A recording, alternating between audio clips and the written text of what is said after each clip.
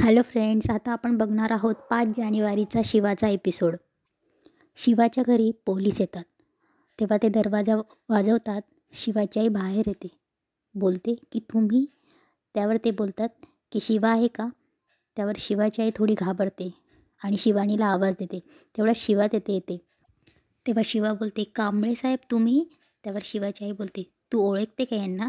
तेव्हा शिवा बोलते, हो अगं, आपल्याच पोलीस चौकीतले आहेत, खूप हेल्प करतात ते. त्यावर पोलीस बोलतात, हे बघ शिवानी, खूप हेल्प जरी करत असलो ना, त्यावेळी प्रत्येक वेळेस करता येईल असं नाही. जेव्हा चांगलं काम करतेस तेव्हा आम्ही मदत करतो, पण ज्यावेळेस तू चुकतेस तेव्हा जाबसुद्धा विचारावा लागेल. तेव्हा शिवाला झालेला सगळा प्रकार आठवतो. तेव्हा शिवाची आई बोलते, शिवानी तुला कळतं आहे का, तू वस्तीत मारामारी केली म्हणून ते आलेत. तेव्हा शिवा बोलते, हो आठवतं आहे मला. हो साहेब, पण ते चूक त्यांचीच होती, ते पोरींची छेड काढत होते. त्यावर साहेब बोलतात की हो मान्य आहे, पण इतकं बेदम मारायचं. त्यावर शिवा बोलते, साहेब त्यांना तुम्ही बघितलं नाही, त्यांची कंडिशन बघितली ना, आता ते कुठल्याच पोरीच्या वाटेला जाणार नाही. त्यावर ते बोलतात, शिवा सगळं मान्य आहे, पण कायदा हातात घेऊ नकोस. त्यावर शिवा बोलते, सॉरी सर. तेव्हा ते बोलतात की अगं सॉरी कशाला. आणि शिवाच्या आईला बोललं की ताई तुम्ही काळजी करू नका, मुलगी गुणी आहे, फक्त पद्धत चुकीचं आहे एवढीच. पण एक गोष्ट खरं आहे, जोपर्यंत शिवा या वस्तीत आहे तोपर्यंत कुणावर अन्याय होणार नाही. हे बोलून पोलीस तिथून निघून जातात. तेव्हा शिवाची आई रागाने शिवाकडे बघत असते. तेव्हा शिवा बोलते, पळून जाण्याचा प्रयत्न करते, जाते आता. तेवढ्यात शिवाची आई तिचा कान धरते आणि बोलते की एक वेळ पोलीस तुला सोडतील, पण मी सोडणार नाही. काय गरज असते का तुला मारामारी करायची. त्यावर शिवा बोलते, आई त्या गुंडांना तीच भाषा कळते. त्यावर शिवाची आई बोलते, त्यांना कळेल ती कळेल, पण तुला काय गरज असते का मारामारी करायची. त्यावर शिवाची आई बोलते, अगं तू तुझ्या आयुष्याचा विचार कर ना, काय चाललं आहे तुझं हे. त्यावर शिवा बोलते की तू शांत हो. त्यावर आई बोलते की शांत काय शांत, तुला कळत नाही का काय चाललं आहे सर्व. त्यावर शिवा बोलते की होईल ग आई, सगळं नीट होईल. त्यावर आई बोलते, सगळं नीट होईल, सगळं नीट होईल, हेच ऐकत आली मी आत्तापर्यंत. त्यावर आई बोलते की दुनियाचा भल्याचा विचार करत बसलीस तू, पण उद्या हीच दुनिया तुला नावं ठेवेल तू घरात बसलीस म्हणून. तुला कळत कसं नाही, तुझ्या पुढे ना बोलूनच उपयोग नाही. असं म्हणून वंदना आत घरात चालली जाते. इकडे घरात आशू रात्री आपल्या विचारात गुंग असतो आणि घरात चक्रा मारत असतो. तेवढ्यात लक्ष्मण काका तेथे येतात. तेव्हा आशू त्यांच्याकडे बघतो आणि बोलतो, काका तू झोपलाच नाही अजून. त्यावर काका बोलतात, अरे मी, तू कुठे झोपलाय अजून. त्यावर आशू म्हणतो, सहजच. तेव्हा काका बोलतात की केव्हापासून बघतोय मी, तू इथे फेऱ्या मारतोयस आणि बोलतोयस सहजच. काय टेन्शन, काय डोक्यात चाललं काय तुझ्या. त्यावर आशू बोलतो, नाही आपली ती मीटिंग आहे ना त्याचंच. तेव्हा काका बोलतात की अरे परीक्षेचं टेन्शन का घेतोयस, परीक्षेची तयारी झाली असताना. त्यावर आशू बोलतो म्हणजे. त्यावर काका बोलतात की अरे तुला ना नेहमी परीक्षेचं टेन्शन असायचं, सगळी तयारी झाली असूनसुद्धा. मग वहिनींना घरात बसून देवासमोर बसायची आणि रोज प्रार्थना करायची, आशूला पेपर चांगला जाऊ दे, आशूला पेपर चांगला जाऊ दे. आणि मग काय, रिझल्ट लागल्यावर कळायचं की चिरंजीव पहिले आले आहेत आणि ह्या प्रेझेंटेशनला पण असंच होणार आहे आणि तुझं प्रेझेंटेशन खूप छान होईल, मला खात्री आहे तू जोरदार तयारी केली असेल. तेवढ्यात भाऊ पण तिथे येतात, बोलतात की काय रे, काय गप्पा चालू आहे. तेवढ्यात लक्ष्मण बोलतो की काही नाही भाऊ, ते प्रेझेंटेशनचं जरा टेन्शन घेतो आहे. त्यावर भाऊ बोलतात, आशू खरंच मीटिंगचा ट्रेस आला आहे का आईने हे नवीन काय तुझं आणि नेहाचं सुरू केलं आहे त्याचा. त्यावर आशू बोलतो, तुम्हाला का असं वाटतं. त्यावर आशू बोलतो, तुम्हाला का असं वाटते की मला त्याचं टेन्शन आलं असेल, मी अजिबात त्याचा विचार करत नाही, मी आता मीटिंगचाच विचार करतो आहे. त्यावर भाऊ बोलतात, एवढी खात्री आहे. त्यावर आशू बोलतो, भाऊ आम्हाला दोघांना माहिती आहे, माझं आणि नेहाचं त्याच्यावर बोलणं झालं आणि आम्हाला दोघांना क्लिअरिटी आहे. त्यावर भाऊ बोलतात, पण हे तुझं फायनल आहे ना. त्यावर आशू बोलतो, फायनल काय, नेहा माझी मैत्रिणी फक्त आणि मैत्रिणीच राहणार आहे. शिवाशी लग्न करून ज्या काही चुका झाल्या आहेत त्या मला परत इथे नाही करायचे. तेव्हा तेव्हा भाऊ बोलतात की पण आशू तुला कोणी फोर्स केला तर. तेव्हा लक्ष्मण त्यांना शांत करतो, भाऊ आशू एवढं काही सांगतोय तर तो नक्की नीट विचार करूनच निर्णय घेईल, हो ना आशू. त्यावर आशू हो बोलतो. त्यावर भाऊ बोलतात की तसं असेल तर उत्तमच, झोपा आता. आणि भाऊ तिथून चालले जातात आणि लक्ष्मण काकाही त्याला झोप म्हणून तिथून चालले जातात. इकडे शिवा घरात बसून तिला ते कॉलेजच्या टुक्कार मुलांसोबत झालेल्या गोष्टी आठवत असतात. त्यावेळेस त्या मुलीही तिला बोलत असत की शिवा तुला हे नवीन कपड्यात बघून खूप छान वाटते. तेवढ्यात तिला पोलीस साहेबांनी बोललेलं पण आठवतं की तू चांगलं काम करतेस तेव्हा आम्ही तुला मदत करतो, पण एवढं बेदम मारायचं. शिवाला आई जे ओरडते तेही आठवतं. आजीच्याही लक्षात येतं की शिवा काहीतरी विचार करते. तेव्हा आजी शिवाला म्हणते, शिवा काय झालं. आजी विचारते, कसला विचार करते एवढा. तेव्हा शिवा बोलते की नाही काही नाही. त्यावर आजी बोलते की काही नाही कशी, बाई आजी मी तुझी, मला सगळं कळतं आहे, कसला विचार करते ते सांग. त्यावर शिवा बोलते, आजी मला ना एक प्रश्न पडतोय. आई बोलते ते खरं आहे का? त्यावर आजी बोलते म्हणजे? तेव्हा शिवा बोलते, आजी म्हणजे मी ही मुलासारखी आहे, याचा काही प्रॉब्लेम आहे का?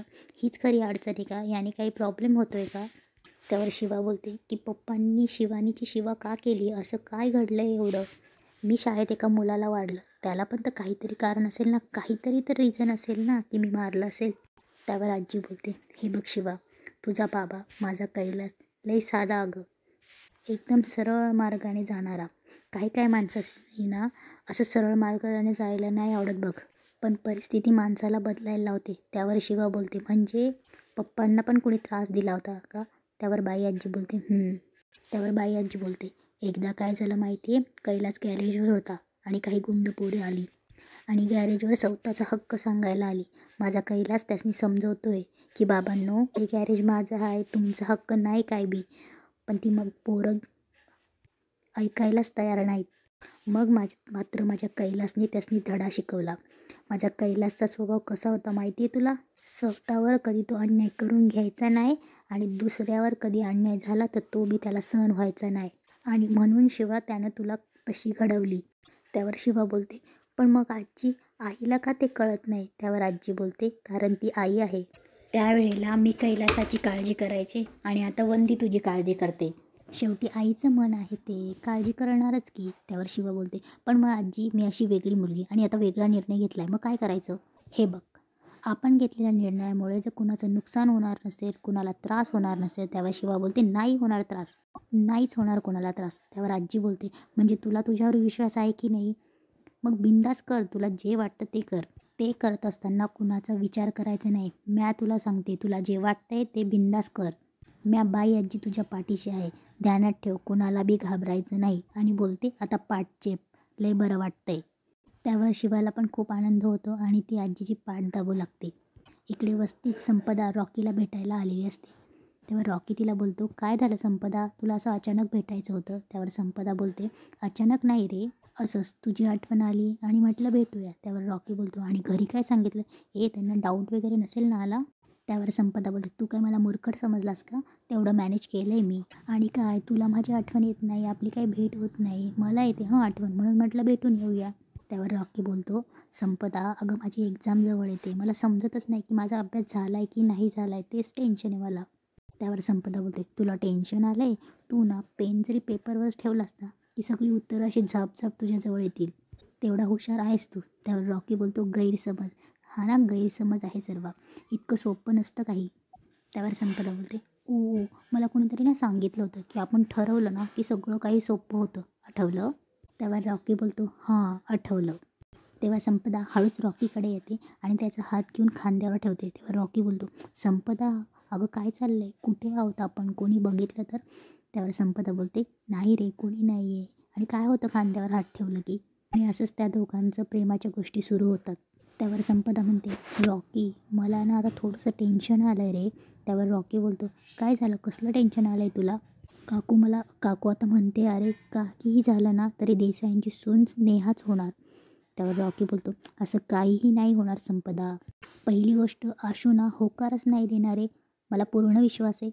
पण काकू ताई सगळं तयारीला लागल्यात अरे. त्यावर रॉकी बोलतो, संपदा तू उगाचच टेन्शन घेतोय, असं टेन्शन नको ना घेऊ, इतकं नको ना टेन्शन घेऊ, असं काही नाही होणार आहे. अशा प्रकारे रॉकी संपदाला धीर देतो आणि रॉकी बोलतो, संपदा थँक्यू यार तू आलीस, कारण खूप बरं वाटतंय मला. इकडे स्टेपनी आणि बॅटरी पत्ते खेळत असतात. तेवढ्यात शिवात येते आणि बोलते, काय रे काय झालं, झोपायचं नाही का तुम्हाला? त्यावर बॅटरी येतो, अगं शिवा इथे झोप येत नव्हती म्हणून आम्ही पत्ते खेळतोय. त्यावर स्टेपनी बोलतो, ये ना शिवा, चल आपण खेळूया. त्यावर शिवा बोलते, नाही अरे मला बोर होतोय. त्यावर स्टेपनी बोलतो, काय शिवा, किती दिवस झालं आपण एकत्र खेळलो नाही. तेव्हा बॅटरी बोलतो, हां काही नाही, चल इथे बस आणि आमच्यासोबत खेळ, आपण ना 3 पत्ती खेळूया.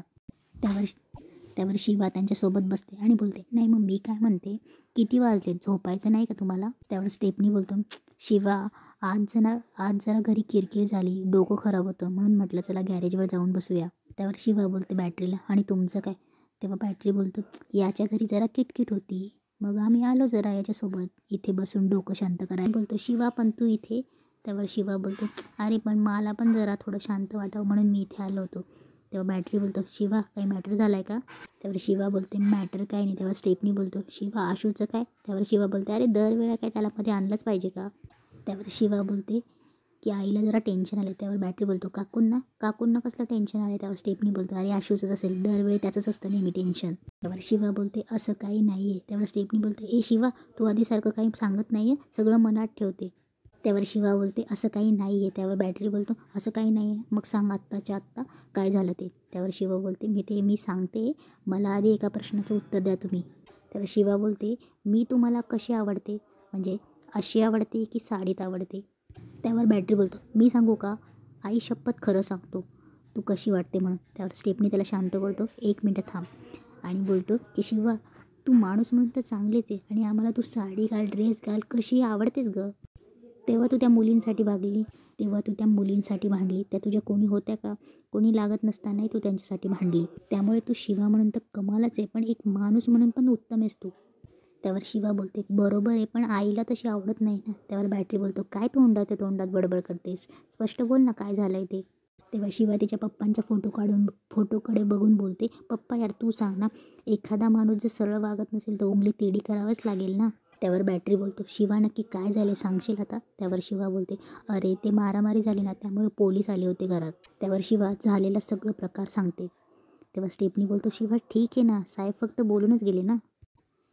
त्यावर स्टेफनी बोलतो पण अगं शिवा सगळे पोलीस तुला ओळखतात ना, मग काय झालं एवढं? त्यावर शिवा बोलते अरे पण आईला नाही आवडत ना मी मारामारी केलेलं, या फाईटला ना काहीतरी ऑप्शन काढायला पाहिजे. तेव्हा स्टेफनी बोलतो शिवा तू करेक्ट आहे. तेव्हा शिवा बोलते अरे पण आईला नाही समजत ना, या मारामारीवर काहीतरी ऑप्शन शोधला पाहिजे. तेवढ्या शिवाच्या गॅरेजमध्ये शिवाने ज्या 2 मुलींसाठी मारामारी केली होती ना, त्या मुली येतात आणि बोलतात की थँक्यू शिवा. शिवा बोलते तुम्ही काय करताय तिथे?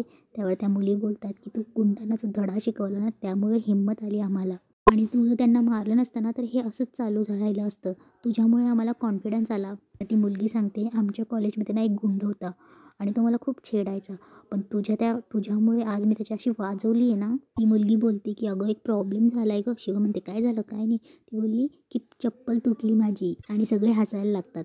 त्यावर दुसरी बोलते शिवा तू म्हणते ते अगदी खरं आहे, मुलगी ही कमजोरी नाही प्राऊड फिलिंग असली पाहिजे.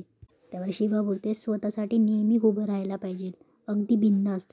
त्यावर त्या मुली बोलतात की तू म्हणते ना ते अगदी खरं आहे, आणि बोलतात की त्यामुळेच तू आमची प्रेरणा आहे. त्यावर एक मुलगी बोलते की शिवा एक मुलगा ना आमचा सतत पाठलाग करत असतो, तर उद्या ना आम्ही त्याचा सत्कार करायचा ठरवला आहे. त्यावर त्या बोलतात शिवा तू जशी फाईट करते ना तसं आम्हाला जमणार नाही, पण तुझ्यामुळे आम्हाला खरंच हिंमत भेटली, त्यासाठी थँक्यू. त्यावर शिवा बोलते अरे जे काही करायचं ना ते बिनधास्त करायचं, कुणाला घाबरायचं नाही पण सांभाळून करायचं. त्यावर त्या मुली शिवाला थँक्यू बोलतात आणि तिथून चालले जातात. तेव्हा मुली निघून गेल्यावर बॅटरी शिवाला म्हणतो बघ शिवा मिळालं ना तुझ्या प्रश्नाचं उत्तर तुला. अगं तू ना खरंच ग्रेट आहेस गं, नको या गोष्टींकडे लक्ष देऊ. त्यावर स्टेफनी बोलतो आणि हे सगळं आईला पण माहिती आहे, तू नको लोड घेऊ, पण काय आहे ना थोडंसं येतं का टेन्शन. त्यावर बॅटरी बोलतो अरे भाई ते सगळं जाऊ दे, पण आपल्या छकुल्या जिजूचं काय, जे या मुलींना कळतं आहे ते त्याला कसं कळत नाही आहे, ते त्याला पण कळायला पाहिजे ना. त्यावर शिवा बोलते अरे कळेल, त्याला पण कळेल, आणि तिथेच एपिसोड संपतो.